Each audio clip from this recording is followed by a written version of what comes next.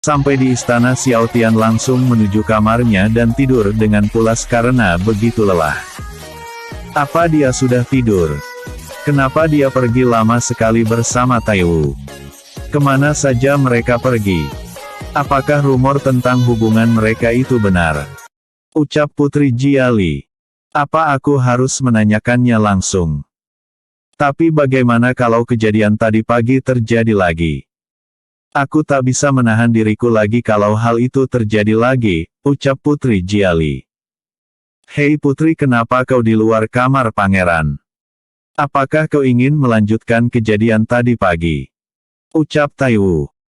Sialan, jadi kau masih mengingat kejadian itu ya? Kenapa kau tak membantuku saat aku berusaha melawannya? Teriak Putri Jiali. Stetete, jangan berisik, hari ini Pangeran Xiao Tian sangat kelelahan, dia habis melakukan banyak hal yang luar biasa. Kau kan tahu kalau besok dia akan mengikuti turnamen bela diri, jadi khusus malam ini jangan mengganggunya, tapi jika kau ingin menemaninya tidur itu terserah padamu. Ucap Tai Wu. Brengsek, siapa juga yang mau menemaninya tidur? Ucap Putri Jiali. Putri Jiali meninggalkan Tai Wu dan masuk ke kamarnya. Tagar kamar Putri Jiali.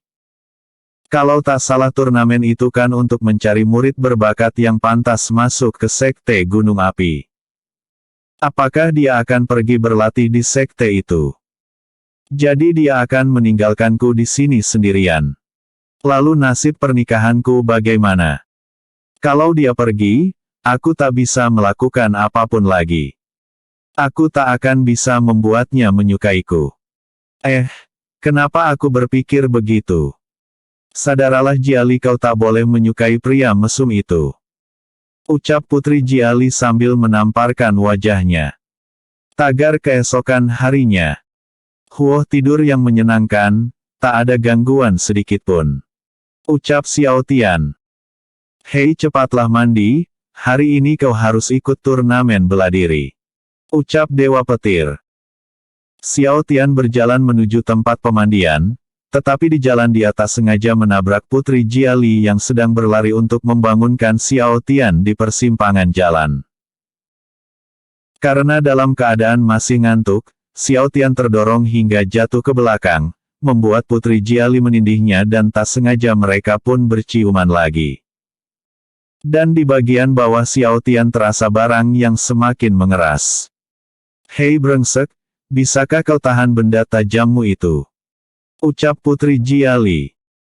Bagaimana mungkin aku bisa menahannya kalau kau tiba-tiba saja menindihku dan menciumku? Ucap Xiao Tian. Aku tak sengaja. Oke. Ucap Putri Jiali. Kalau begitu cepatlah berdiri. Ucap Xiao Tian. Kakiku terkilir, aku tak bisa berdiri. Ucap Putri Jiali. Apa kau tahu aku hanya memakai handuk? Jangan menggodaku, kalau tidak aku bisa memakanmu. Ucap Xiao Tian. Tapi aku belum siap, tolong mengertilah, aku benar-benar terkilir. Teriak Putri Jiali. Xiao Tian membalikkan badannya sehingga posisi dia di atas tubuh Putri Jiali. Setelah kupikirkan, dia lumayan cantik. Pikir Xiao Tian. Tanpa sadar karena terdorong nafsu, Xiao Tian mencium Putri Jiali, tapi ketika dia mencoba meraba bagian lain terdengar langkah kaki dari para pelayan. Anggap saja kau beruntung karena ada orang yang lewat, lain kali jika kau terus menggodaku mungkin aku akan melakukan hal yang lebih dari ini. Ucap Xiao Tian. Tunggu. Jangan tinggalkan aku sendiri. Aku sedang terkilir. Ucap Putri Jiali dengan wajah yang merah. Xiao Tian menggendong Putri Jiali ke kamarnya untuk mengambil jarum akupuntur miliknya. Dia ingin sekalian mengobati penyakit Putri Jiali yang membuatnya tak bisa berkultivasi melebihi petarung bintang 4. Kenapa kau menggendongku ke kamarmu? Aku hanya terkilir, aku tak sedang menggodamu. Ucap Putri Jiali dengan wajah memerah. Sudahlah, diam dan patuhi aku, atau kau akan menerima hal yang lebih buruk. Ucap Xiao Tian. Pangeran, kau mau menggendong Putri Jiali kemana? Ucap Fang Yin, salah satu pembantu istana. Aku ingin membawanya ke kamarku, kakinya sedang terkilir jadi aku menggendongnya. Ucap Xiao Tian. Putri apa itu memang benar? Ucap Fang Yin. Iya. Itu benar, ucap Putri Jiali dengan wajah merah yang gugup karena malu. Xiao Tian pergi meninggalkan para pelayan dan lanjut pergi ke kamarnya. Apa menggendong orang terkilir harus dibawa ke kamar pribadinya? Lalu kenapa dia hanya memakai handuk? Dan beberapa kancing Putri Jiali ada yang lepas, ucap Fang Yin. Hei Fang Yin, masa kau tak mengerti? Itu berarti mereka habis melakukan sesuatu di sini. Karena mendengar langkah kaki kita, mereka ingin melanjutkannya di dalam kamar. Ucap salah satu pembantu. Bagus dong kalau gitu. Ucap Fang Yin. Apa maksudmu? Kau kan biasanya paling tak mau pangeran dekat dengan wanita lain. Ucap salah satu pembantu. Kau ini lupa ya, kalau mereka benar-benar melakukan sesuatu, berarti pangeran masih normal. Dulu aku memang membenci pangeran dekat dengan wanita lain, tetapi setelah mendengar rumor itu aku tidak terlalu membencinya. Ucap Fang Yin. Rumor apa maksudmu? Ucap salah satu pembantu.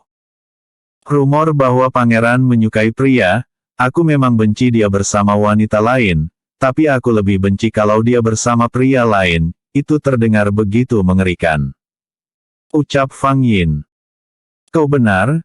Bagaimana kalau kita ke kamarnya dan menguping di pintunya, walau tak melihat adegannya kita bisa mendengar mereka. Ucap salah satu pembantu. Hahaha, tumben otakmu encer. Ucap Fang Yin. Xiao Tian yang sedang mengobati Putri Jiali dengan jarum akupunturnya, membuat Putri Jiali kesakitan dan menjerit begitu keras. Semua pembantu yang mencoba mengupingnya dibuat mimisan karena memikirkan hal yang lain. Ah Xiao Tian, tolong pelan-pelan, ini sangat sakit. Ucap Putri Jiali. Berhentilah teriak, kalau tidak aku akan melakukannya dengan lebih keras. Ucap Xiao Tian. Aku tidak sanggup lagi, ini terasa begitu sakit. Ucap Putri Jiali.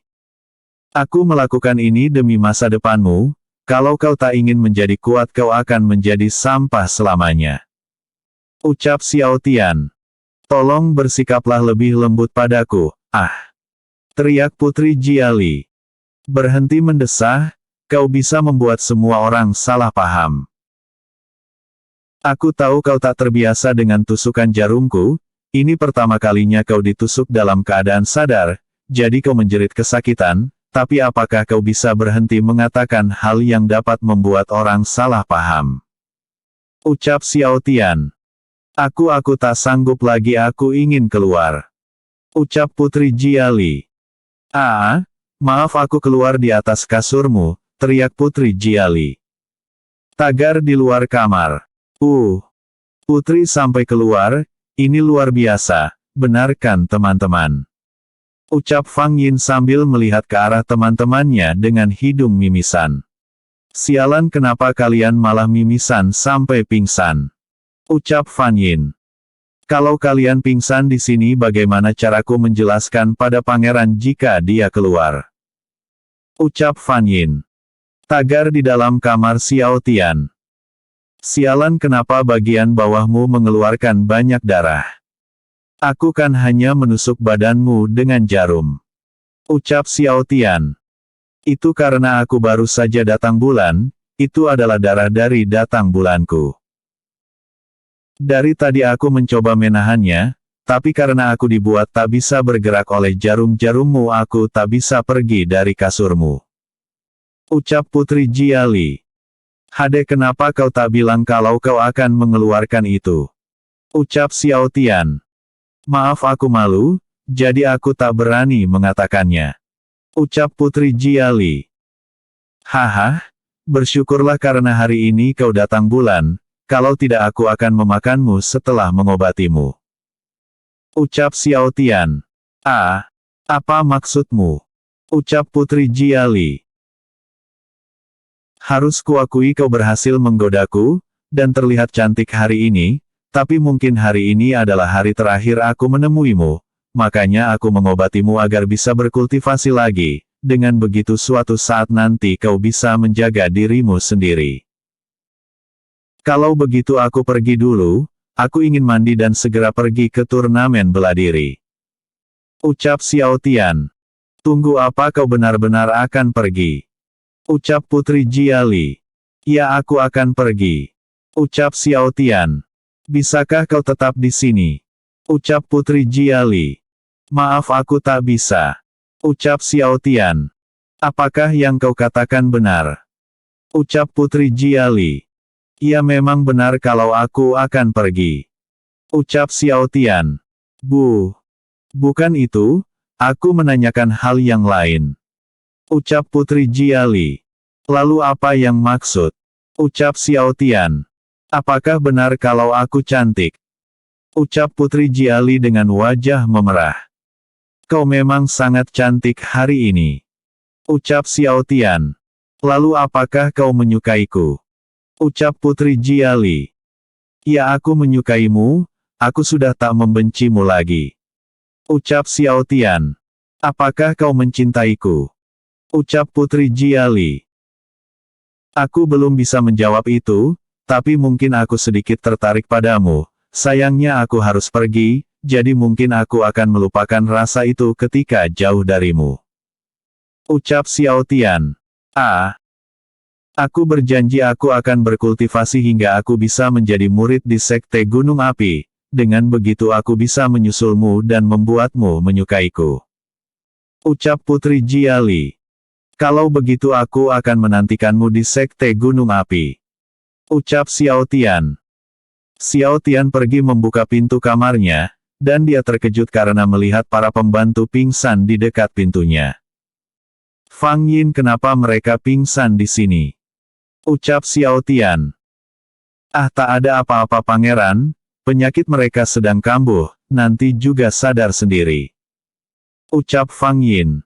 Lalu kenapa hidungmu mimisan? Ucap Xiao Tian. Ini juga karena penyakitku, kau tak perlu panik. Ucap Fang Yin. Apa semua pembantu istana memiliki penyakit aneh ya? Tapi kok aku merasa kalau mereka semua sehat? Ucap Xiao Tian dalam hati. Sebenarnya mereka pingsan karena mengupingmu dan berpikir tentang adegan ranjang. Ucap Dewa Petir. Sudah kuduga teriakan Putri Jiali bisa membuat orang salah paham. Pikir Xiao Tian. Fang Yin, karena kau satu-satunya pembantu yang masih sadar, pergilah ke kamarku dan cucilah kasur dan selimutku, di sana ada begitu banyak darah. Ucap Xiao Tian. Darah apa pangeran? Ucap Fang Yin. Apa aku perlu menjelaskannya? Lakukan saja tugasmu. Ucap Xiao Tian. Baik pangeran. Ucap Fang Yin. Oh iya, Putri Jiali masih terbaring lemas di kamarku, dia bisa pergi dari kamarku setelah istirahat sebentar, biarkan dia berbaring di sana terlebih dulu, dia sedang kelelahan karena aku tusuk beberapa kali. Ucap Xiao Tian dengan polos. Hahaha, tak kusangka pangeran mengatakannya tanpa rasa malu. Pikir Fang Yin. Baiklah, aku akan pergi mandi dulu, kau pergilah ke dalam dan penuhi semua yang Putri Jiali inginkan sampai dia sendiri yang bilang ingin pergi, setelah dia pergi kau baru boleh mencuci kasurku. Ucap Xiao Tian. Xiao Tian pergi ke tempat pemandian dan meninggalkan Fang Yin. Tagar di dalam kamar Xiao Tian. Putri Jiali, apakah kau baik-baik saja? Aku diperintahkan pangeran untuk mencuci kasur dan selimut Mia setelah Anda pergi dari kamar. Ucap Fang Yin. Apa dia mau mengusirku? Ucap Putri Jiali. Tidak, dia bilang aku harus di sini sampai Putri pulih. Dia bilang selama kau belum pulih aku tak boleh meninggalkanmu sendiri. Ucap Fang Yin. Aku tak perlu ditemani, kalau kau ingin mencuci, cuci saja selimut ini, karena aku ingin tiduran sebentar. Ucap Putri Jiali. Fang Yin menerima selimut yang terkena darah itu. Wow, darahnya banyak sekali, apakah ini darah perawannya? Sepertinya punya pangeran begitu besar ya. Pikir Fang Yin. Kenapa kau masih di sini dan terus bengong? Ucap Putri Jiali. Anu putri, apakah kau merasa sakit? Apakah pangeran terlalu kasar?